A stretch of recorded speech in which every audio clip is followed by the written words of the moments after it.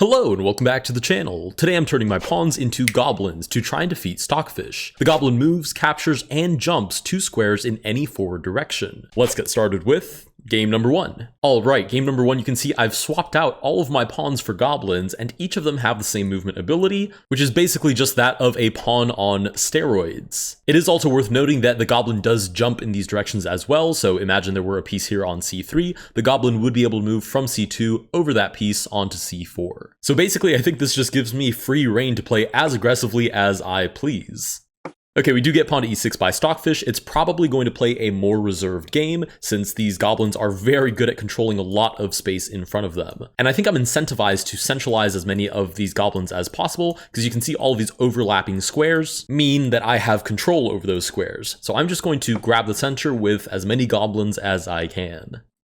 All right, we do get knight to f6. Now, these goblins do still retain certain pawn properties, like for example, they definitely cannot defend each other side by side, and they definitely cannot move backwards either. So this goblin is under attack. I'm just going to defend it with a bishop, and I'm going to assume that should Stockfish take, I can take back and be totally fine with that trade. I'm not sure how much a goblin is worth. It's definitely worth more than a pawn. I'm not sure if it's worth more than a knight. You can let me know in the comments down below if you think it is. It might be just because of how much control it has, and also the fact that it's a unique piece. That is to say, the opponent here, Stockfish in this case, does not have this piece, but it can never move backwards, it doesn't defend side to side, so I'm not really sure exactly what it's worth.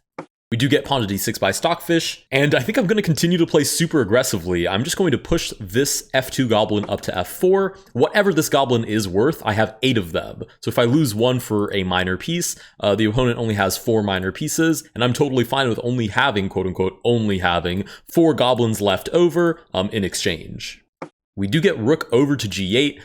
Okay, I'm assuming there's a reason for that. I really don't know what it might be. I was definitely expecting something like pawn to e5 or maybe bishop to e7 reinforcing f6 because as you can see, this goblin hits f6 and this goblin does as well. So I really could just take. I'd imagine, oh, maybe the idea is to take back with the pawn and then open up this file so this goblin down here is targeted by the rook. To be frank, that doesn't feel like all that much of a threat. But okay, since Stockfish really can't do anything about these threats anyways, I'm going to continue to develop pieces and I can basically leave these threats on the board, I believe.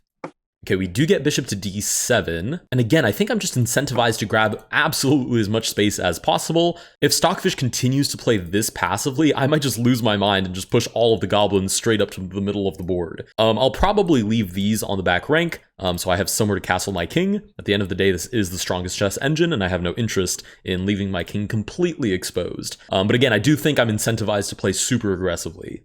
Okay, we do get queen to e7, which makes me want to honestly push this goblin forward a single space. Should the pawn take, I take back with this goblin, and I am actually targeting the queen, who would either have to move back to d8, or more likely it's going to give this check, I defend, and then it just like slides back or something. But okay, I'm going to keep developing, and again, I just want to grab a whole bunch of space. I don't think I even want to overthink this too much. Okay, we do get the knight sacrificing itself for a goblin. I am happy to take back. And we get pawn to h6. I'm going to imagine it thinks there is some species of threat here with one of these 4 pieces, but I'm not even going to bother to calculate what that might be. We'll go ahead and centralize the bishop as well. I'm a little bit concerned about something like a pawn push, but I'd imagine it won't push this just because it opens up e5, and then I have counterattacking ideas on that queen.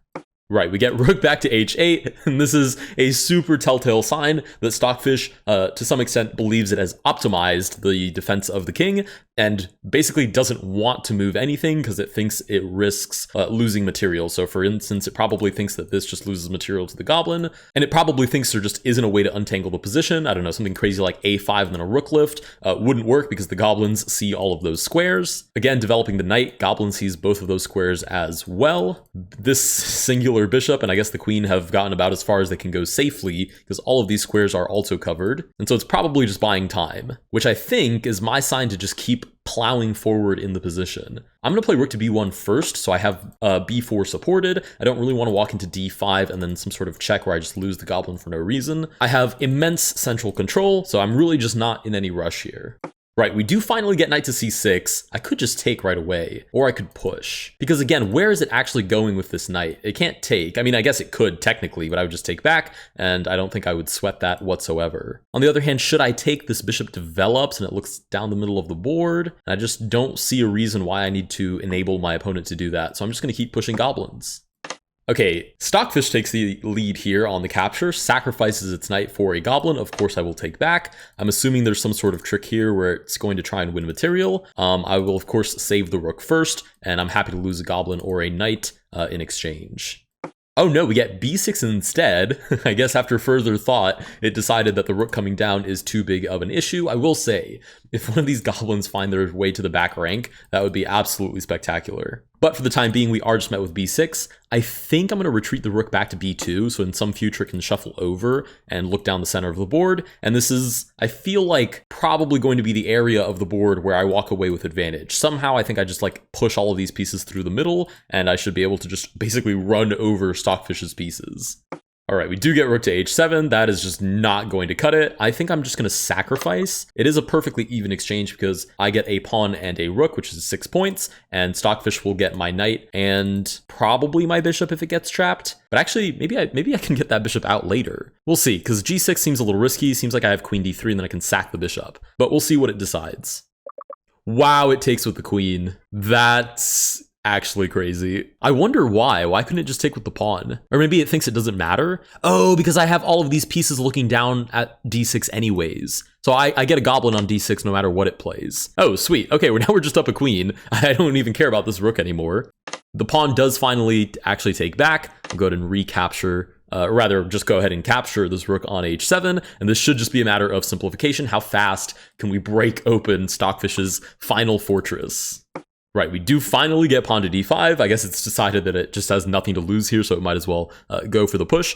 I think I'll just sacrifice this goblin in the name of centralizing my queen and opening up the king's position a little more. Right, pawn takes back, take back with the queen. We're hitting the rook, we're controlling the center. I mean, the possibilities are endless in this position. I can double up. I could even take a moment to castle and bring the other rook into the game. In this position, the world is just my oyster. Right, rook shuffles over, we'll double up and target d7.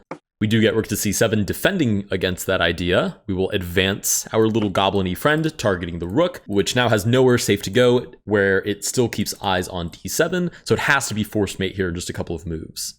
Oh, that's kind of annoying, but it's more so a spite check. I think I can just move my king out of the way. I could drop the rook back, but I have no reason. I think that's what it wants me to do because it would break that battery on d7. And like I was going to say, I just have no reason to play that. So I'll move the king up. By all means, take my rook on h1. I have mate in one move.